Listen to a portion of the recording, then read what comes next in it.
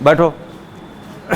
तो ये बात पिछले मंगल को बताई गई थी कि बहुत से लोग नए आए हैं, कुछ ही लड़के आते थे यहाँ पर आते थे, और ये बात बताई गई थी कि वो लोग दोहरा लें, देख लें, और ये तो YouTube पर भी मौजूद है, जिस अंदाज से पढ़ाई क्लास में हुई है मुकम्मल मौजूद है, उससे भी फ़ायदा उठा करके सब चीज़ें तैयार कर लें। और अहवाल बहरहाल याद होंगे तभी बात बनेगी। और वो बात आई थी, वो पहाड़े के मानिंद है कि अगर ज़रब और तकसीम करना है तो पहाड़े के बगैर नहीं चलेगा। और ये हर दर्स में तकरीबन है, अगर 10 सुनोगे तो भी है, ये तो मैं यूं ही कर रहा हूँ कि आमने सामने हो, हर सबक में है तकरीबन। जहाँ ज़रूरत इसकी आई है बताया है, इसकी अहमियत क्या है, अहवाल के याद होने की और उसकी ज़रूरत क्या है, हर दर्स में है। तो उस फिर याद दहानी करा रहा हूँ कि उसको अच्छी तरह से याद कर लो। कोई परेशानी, कोई उलझन किसी तरह की है तो समझ लो। जो तलबा पहले से हैं, मौजूद हैं, वो अच्छी तरह जानते हैं, उनसे समझ लो, मुझसे समझ लो, पूछ लो। नंबर भी यहाँ लिख दिया था, नंबर भी लिख लो और उसे पूछ लो कि ये चीज़ समझ में नहीं आ रही है। लेकिन पहली चीज़ ये होगी कि हम जब भी ज़रब बताएंगे या तकसीम बताएंगे तो कहेंगे 5 तियाँ, 5 का पहाड़ा पढ़ो, तो आप खामोश रहेंगे तो बात नहीं बनेगी। कहेंगे अब 26 को 5 से तकसीम करो, आएगा ना, 26 है एक अदद, उसको 5 से तकसीम करो, तो हम कहेंगे पहाड़ा पढ़ो, आप खामोश रहेंगे, है ही नहीं 5 का पहाड़ा याद, तो कैसे बात बनेगी? तो बग़ैर उसके याद किए हुए नहीं बात बनेगी। तो जब भी पूछना समझना होगा तो याद होना करना आपका काम है, बाकी समझाना दूसरे लोग समझा देंगे, मैं भी समझा दूंगा और तलबा भी हैं वो भी समझा देंगे। लेकिन पहली चीज़ जो है वो याद होना चाहिए, जो चीज़ें बताई गई हैं वो याद रहें। तो बहरहाल बहुत ज़्यादा उसमें नहीं है, मौजूद है, तमाम चीज़ें मौजूद हैं और उसमें सिर्फ ताउन की ज़रूरत है। जहाँ आप महसूस करेंगे ताउन ले लीजिएगा और साथियों से ले लीजिएगा। अगर कोई दिक्कत होती है मुझे बता दीजिएगा। नंबर उस दिन भी लिखवाया था, साथियों के पास भी नंबर हैं और फिर भी नंबर लिख लीजिए। ये नंबर 630 और 650, 611 कितना है जी? 83। एक तो ये नंबर है और दूसरा नंबर हो सकता है कि हो नहीं आ रहा नज़र, 94 52 लिख लो, 94 52 078 409। चलो ये लिख लो, ज़बानी वो नहीं आ रहा तो। अब किताब खोलो, किताब में रीडिंग चल रही थी 630 650 1183 ये है।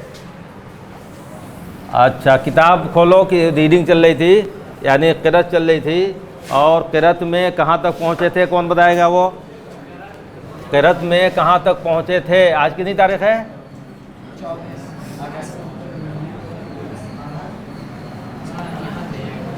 क़िरात में कहाँ तक पहुँचे थे?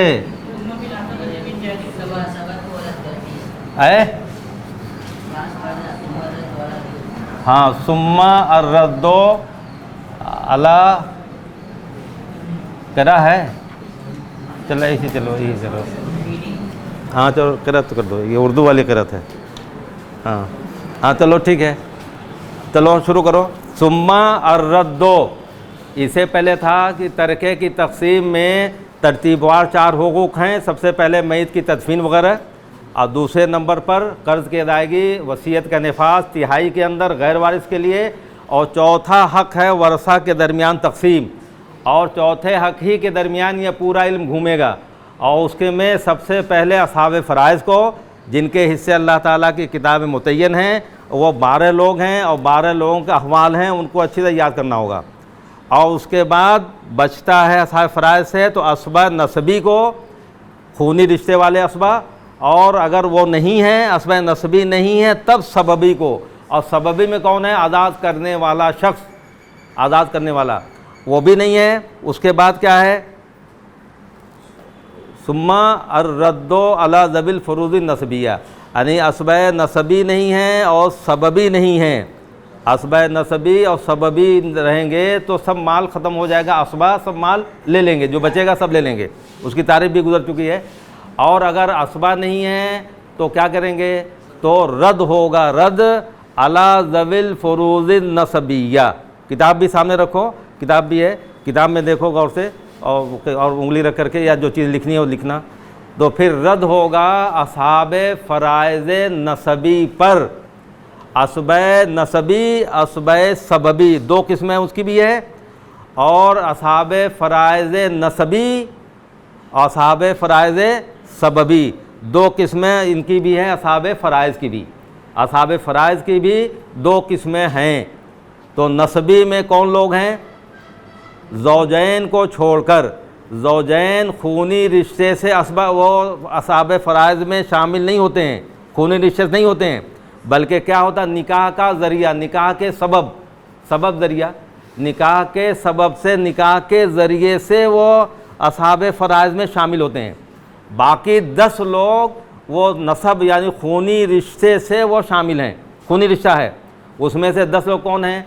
तो अगर ये कहा जाए ज़ौजैन को छोड़कर, रद्द होगा ज़ौजैन को छोड़कर बकिया तमाम पर, तो आप क्या बताएंगे? ये इतनी काफ़ी हो जाएगा ज़ौजैन को छोड़कर? ज़ौजैन को छोड़ इल्ला अलग ज़ौजैन, ज़ौजैन को छोड़ करके बकिया असहाब फ़राइज़ पर रद्द होगा। और तो काफ़ी है इतना ही कह देना, वो बताएंगे कौन है, मालूम नहीं कौन है। अगर इतनी ही आप कह दें ज़ौजैन को छोड़ करके, तो सामने जो पूछ रहा है या सवाल कर रहा है वो क्या जानेगा कौन लोग हैं?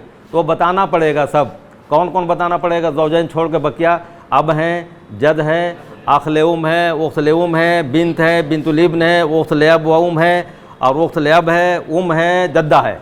वो बकिया तमाम असहाब फ़राइज़ की फेरी से पूरी, उसमें ज़ौजैन को आप निकाल देंगे, बाकिया को गिना देंगे कि इन लोगों पर रद्द होगा, इन लोगों पर रद्द होगा।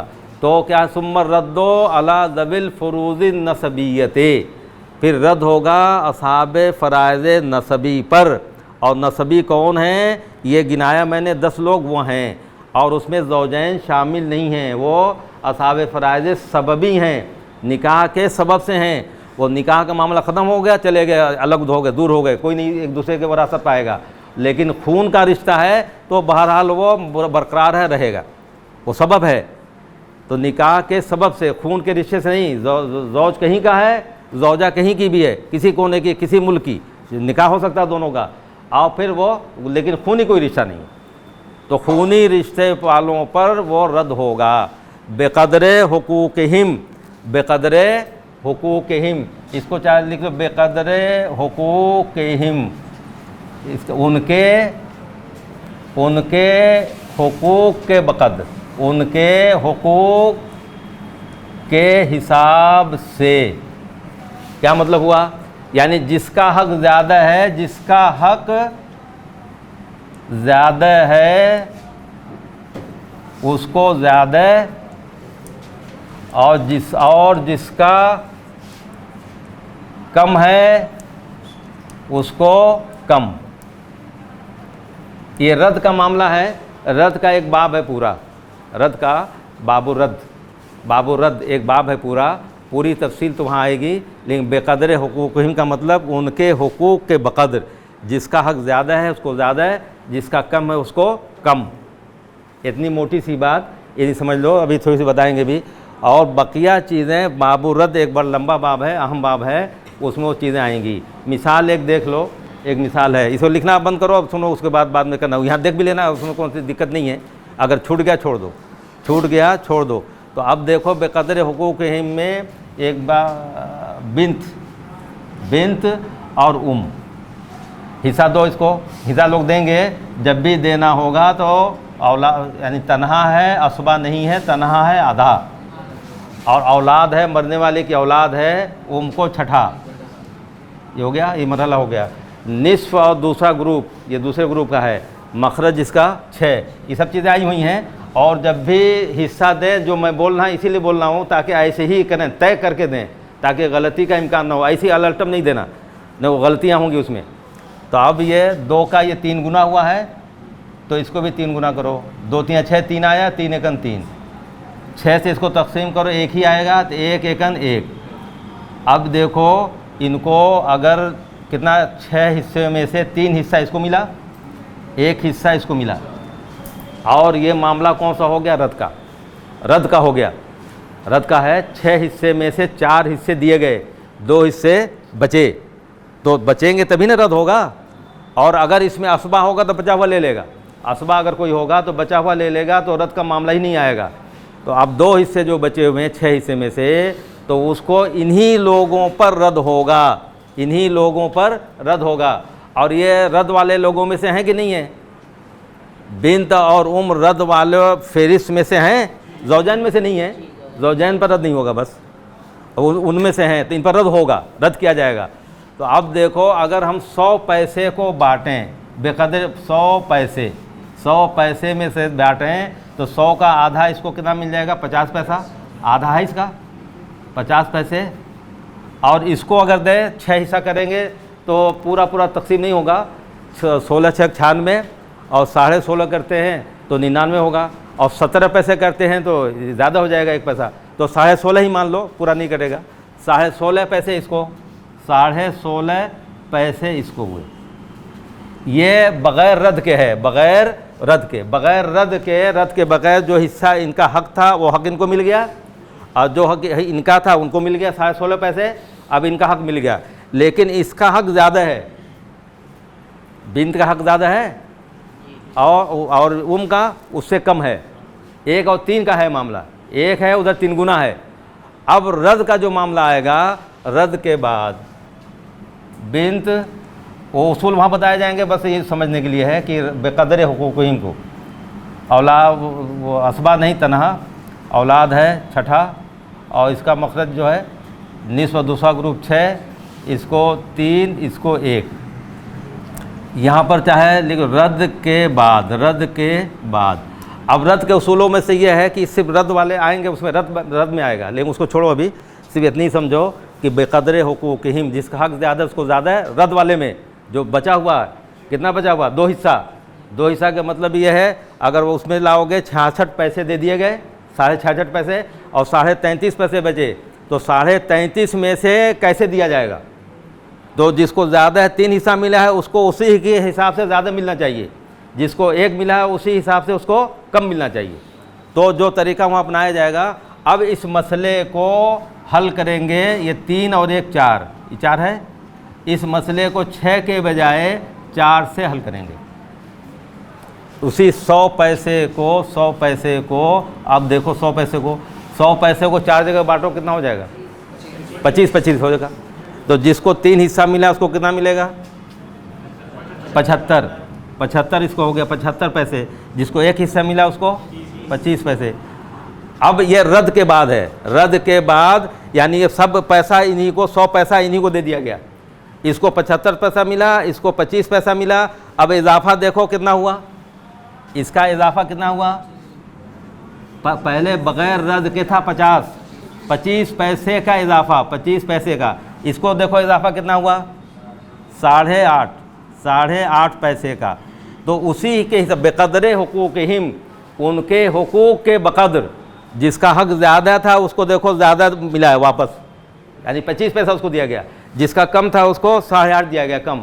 तो बेकदर हुकूक़िहिम का मतलब इतनी रखो, जिसका हक ज़्यादा था उसको ज़्यादा, जिसका कम है उसको कम। रद्द में भी वही हिसाब रहेगा, जो हिसाब 1 और 3 का यहाँ है वही हिसाब रद्द में भी रहेगा। और ये रद्द के उसूल हैं, वो आएंगे उसूल में। तो ये तरीका लोगों ने अपनाया, बहुत आसानी के साथ रद्द हो गया, जिसका ज़्यादा था उसको ज़्यादा मिल गया, जिसका कम था उसको कम मिला, उसी हिसाब से। तो बेकदर हुकूक़िहिम का मतलब ये है।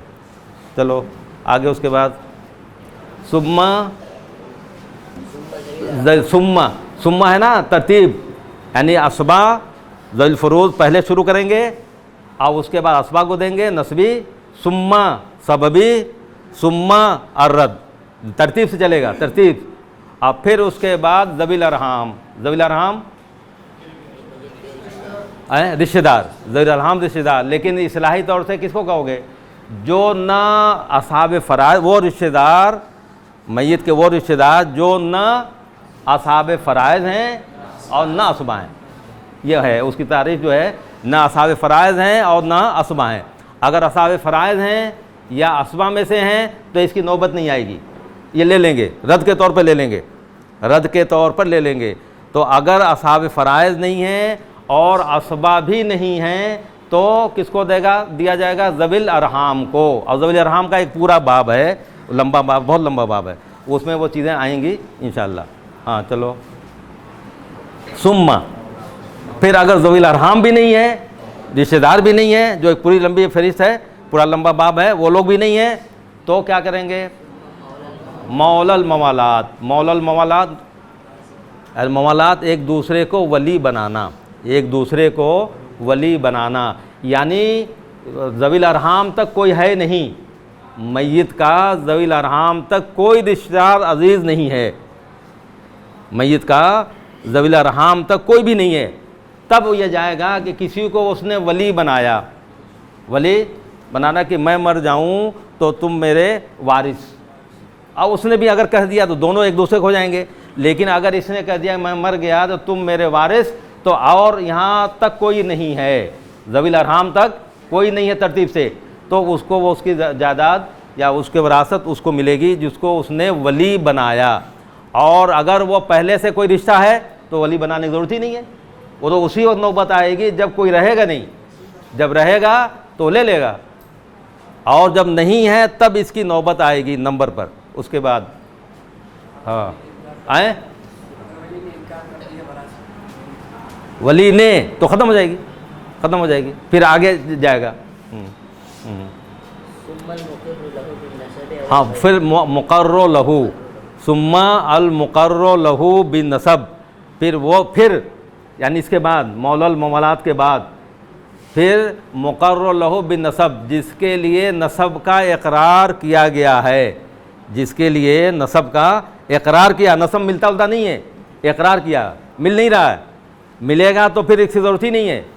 अगर नसब किसी के साथ मिल जाए तो इसको कहने की ज़रूरत नहीं है, इकरार करने की ज़रूरत नहीं है, वो तो अपने आप ले लेगा, इसको कहने की ज़रूरत नहीं है कि बेटी है, नवासी है, पोती है, पोता है, क्या है, लेकिन वो इकरार किया है, कोई नसब नहीं है उसका, मिलता नहीं है, वो भी मजहूल नसब है, उसका भी कहीं से मिलता नहीं है, कहीं दोनों मिल गए, कहीं बहते हुए आ गए, कहीं ऐसी शक्ल बन गई, फिर कोई दोनों का कोई आगे पीछे नहीं है, और दोनों ने कह दिया कि ठीक है, हमने भाई कहा, उसको भाई कहा, भाई कहा, या उसको चचा कहा।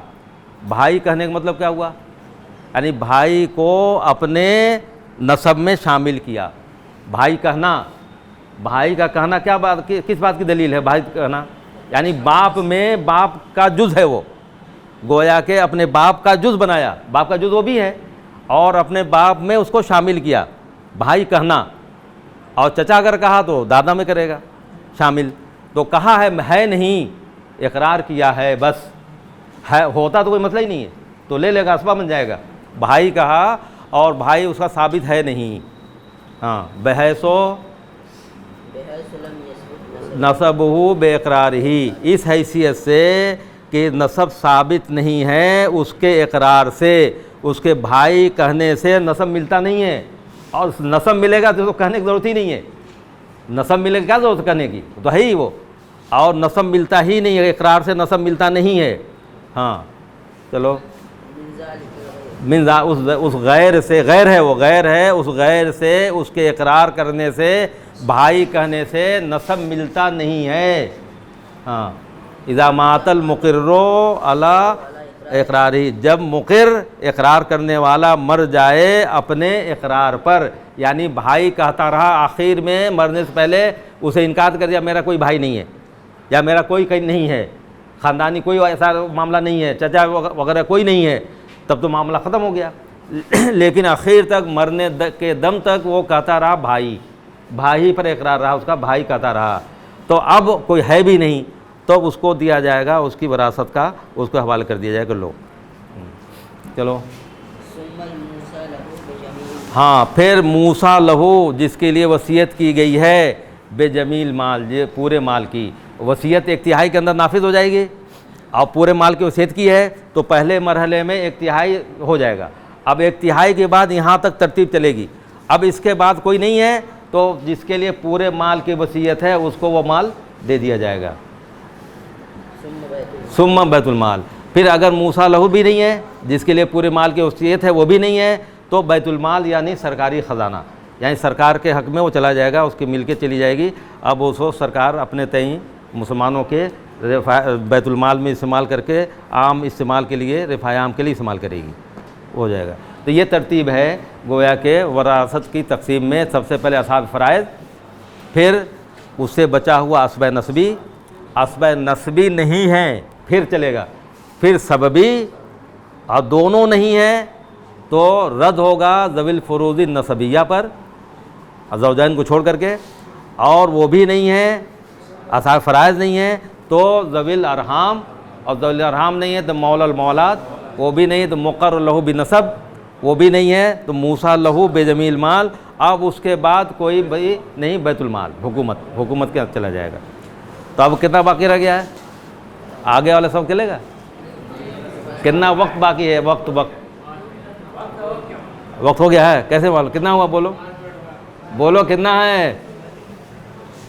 अच्छा चलो ठीक है, रहने दो। अच्छा इसमें ये चीज़ें कोई मसला नहीं है, रीडिंग करो, इसमें कोई अभी रहने दो। हाँ कोई सवाल पूछो, कोई मसला कोई ले आओ, कोई ले आओ, साद कोई मसला ले आओ जो हल किया है, और कापियाँ लोगों ने अगर किया है, हल किया है, दिखाना चाहें दिखा देंगे। कोई सवाल बोलो। हाँ वो यहाँ पर रद्द करने के लिए चार हिस्सा में देखिए, अगर रद्द का एक पूरा बाब है, ये तो मिसाल बेकदर हुकूक़हिम की दी है, उनके हुकूक के बकदर, जिसका हक ज़्यादा उसको ज़्यादा, जिसका कम है उसको कम। इसकी तफसील बाबुर रद्द में पूरी तफसील है, बाबुर रद्द में पूरी तफसील है, उसके तरीक़े हैं बहुत से रद्द के। हाँ और बहुत साइंटिफिक तरीके से ये तकसीम है, यानी बिल्कुल ज़्यादा वो नहीं, बिल्कुल 1:3 का रेशियो ये है, 1:3 का रेशियो ये है। हाँ आपने कहा था कि एक साथ में ये नहीं आ सकते, ज़ौज और ज़ौजा किसी मसले में एक साथ नहीं आएंगे। हो सकता है कि दोनों का इंतकाल हो गया एक साथ, दोनों के इस्लाम तो एक साथ कहाँ आएंगे? दोनों कोई भी नहीं आएगा। तब दो एक साथ दोनों मर गए तो कोई नहीं आएगा। ज़ौज मरा तो उसने छोड़ा, उसकी औलाद होगी। अच्छा ज़ौजा मरी है ना, उसकी अपने होगी, उसके वो वारिस होंगे। दोनों के वारिस अलग अलग होंगे। ज़ौज के वारिस उसके माँ बाप भी होंगे, माँ बाप जिंदा हैं तो माँ बाप, उसकी औलाद है तो औलाद, भाई बेटा बेटी माँ बाप दोनों हैं, ठीक। उसके दूसरे उसके माँ बाप होंगे। और बीवी, सुन लो पहले, अब बीवी मरी और इससे औलाद अगर नहीं है, या इस शौहर से औलाद नहीं है, इस शौहर की औलाद है तो वो ये पाएंगे, वो भी पाएंगे, और दूसरे शौहर की औलाद है तो वो पाएंगे, और उसके माँ बाप पाएंगे। तो दोनों मर गए तो दोनों के अलग अलग वारिस होंगे। बिलफर्ज अगर दोनों के माँ बाप जिंदा हैं तो जाए ठीक है, चलो एक ही शादी, माँ बेटे एक ही दोनों के बेटा बेटी एक ही हैं, तो बेटा बेटी एक ही हैं दोनों के। बात समझ में आ रही है? तो उसके माँ बाप अलग हैं, इसके माँ बाप अलग हैं। तो ज़ौज में क्या होगा, माँ और बाप को छठा मिल जाएगा, और बेटा बेटी असबा हो जाएंगे। उसके माँ बाप अलग है, अहमद और महमूद मान लो, या अब्दुल रशीद और अब्दुल कदीर मान लो बीवी के। तो बीवी मरी तो उसके वालिद अब्दुल रशीद और वो वालदा आमिना, तो वो दोनों पाएंगे इसका हिस्सा छठा। और इसके जो बेटी दोनों, बेटा बेटी दोनों मुश्तरक हैं, वो असबा बन जाएंगे। तो इसको मिटाया जाए ना, ये कहाँ चला गया तुम्हारा? जैसे मान लो माता मतलब ज़ौज मरा है, माता ज़ौज, चलो ज़ौज, और ज़ौज को क्या छोड़ा उसने? अब और इब्न और बिन्त, और अब को तुम दाद आबिद, और ये क्या है? आबिदा। चलो आबिदा ये छोड़ा ना, ये दोनों जो है अहमद और बिन्त को फातिमा, अभी चला जाता, ये हो गया नहीं है। इसके देखो, ये आबिद और ज़ौजा मरी, मातत, अभी तो रुक जा था, ज़ौजा, इसके जो अब होंगे ये दूसरे होंगे। इसका कोई बताओ? हामिद और हामिदा है ना, और इब्न तो यही मान लो हैं, अहमद और बिन्त ये फातिमा, ये दोनों के बेटे हैं। तो ये इसके वारिस ये लोग होंगे, ये छठा ही पे आ जाएगा, औलाद बेटे हैं और औलाद है छठा ये, और ये असबा जो पढ़ा है यहाँ पर खालिद यही छठा पा गया इसके जायदाद में से इसकी, और ये भी छठा पा जाएगी, और ये दोनों असबा, ये दोनों माँ के हिस्से से पाएंगे, बाप से भी पाएंगे। तो दोनों इकट्ठा कभी नहीं हो सकते। कैसे, कहाँ, कैसे शुबा किया तुमने? ये मरे दोनों अलग मरेंगे, अलग हो गए। नहीं, किसी मसले, ये मसला है, एक शख्स मरा और मसला ये है, यानी कौन मरेगा, या तो माता होगा या मातत होगी। तो दोनों कैसे होंगे? जौज भी इसमें रहे और जौजा भी रहेगा। कौन मरा? जौज जौजा दोनों, कौन मरा या कौन मरी? जौज और जौजा जब करोगे तो दोनों जोड़े हैं ना, तो एक मरेगा दूसरा पाएगा, तो ये दोनों इकट्ठा नहीं हो सकते। दोनों मर गए, दोनों अलग अलग। एक मसला ये मरा, दोनों मर गए, ये मर गया एक ही साथ मर गए, एक साथ मर गए, एक ही मरहले मरे। तो इसके वारिस ये हैं, इसके वारिस ये हैं।